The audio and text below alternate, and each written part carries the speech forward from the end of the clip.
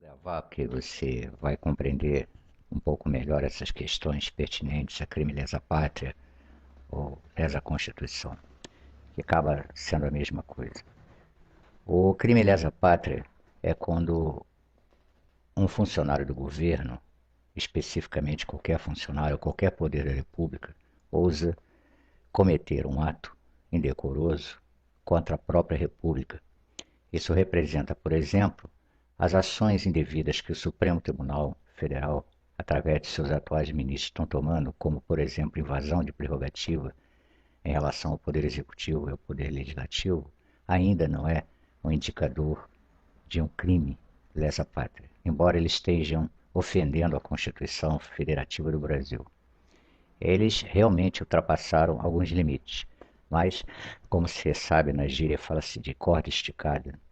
Mas as últimas ações do ministro Barroso no Tribunal Superior Eleitoral, ele integra o Supremo Tribunal Federal e é o presidente deste tribunal, agora começa uma acusação frontal à figura do chefe de Estado, chefe de governo, que é o presidente da República.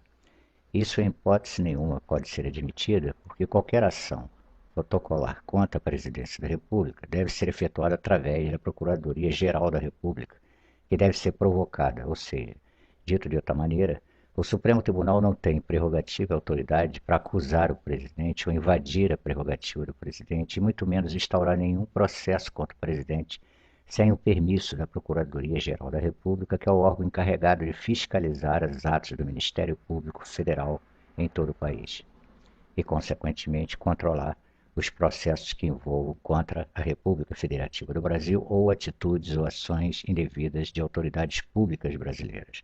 Assim sendo, os atos cometidos pelo ministro Barroso e outros, como Moraes, agora estão partindo para tentar invadir as prerrogativas do cargo do chefe de governo, chefe de Estado. Isso caracteriza um perigoso expediente de crime lesa constitucional e lesa pátria, porque está ferindo a autoridade de um chefe de governo, chefe de Estado.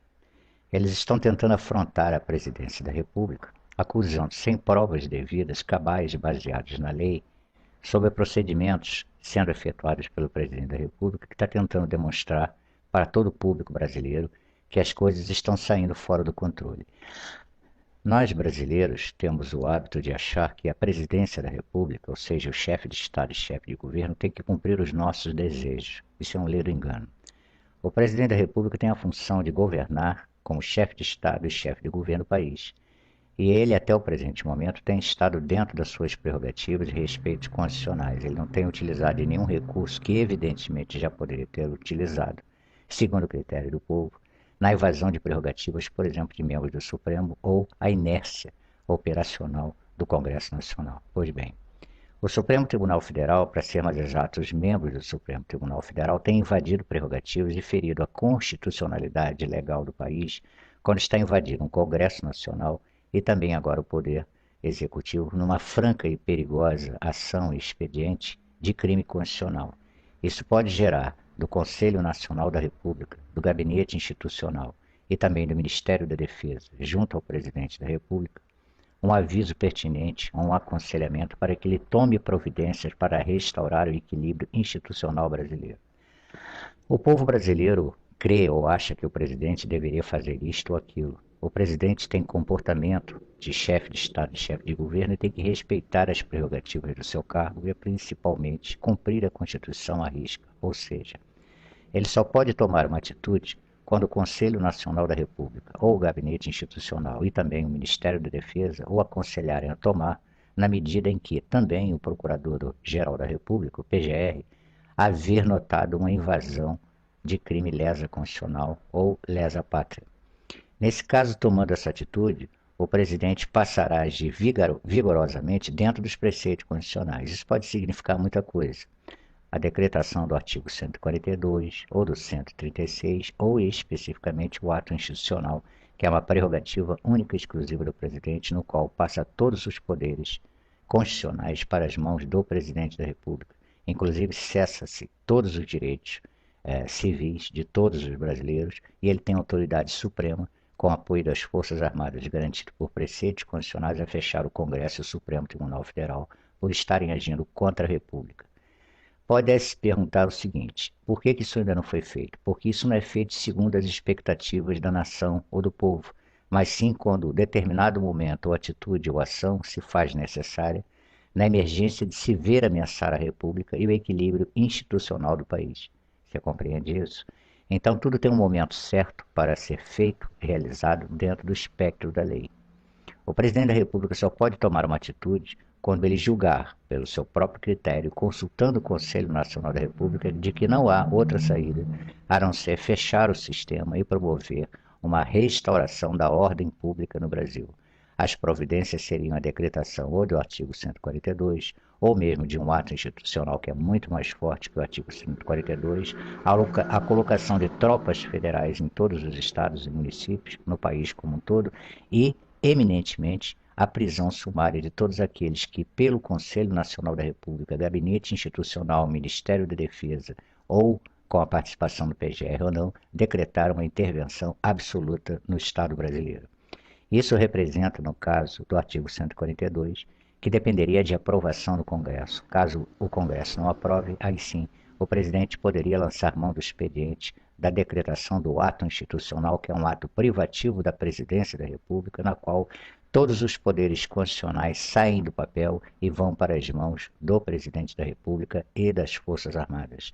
Com crise institucional instalada a partir da promulgação de um ato institucional, o presidente pode fechar o Supremo Tribunal, fechar o Congresso Nacional, controlar as vias de comunicações em todos os sentidos, cercear direitos civis, promover toque de recolher ativo em todo o país. Então será realmente aquilo que nós chamamos caos institucional, porque o presidente usará da sua força como chefe de governo e chefe de Estado e agora chefe absolutista dos preceitos constitucionais. O que está acontecendo no Brasil é que o Supremo Tribunal Federal, ou seja, os membros do Supremo Tribunal Federal e do Tribunal Superior Eleitoral, estão numa franca campanha, numa picuinha política, em ativismo político, contra a figura do presidente da República, que é o chefe de Estado, chefe de governo. Isso, obviamente, terá que chegar a termo, de um jeito ou de outro.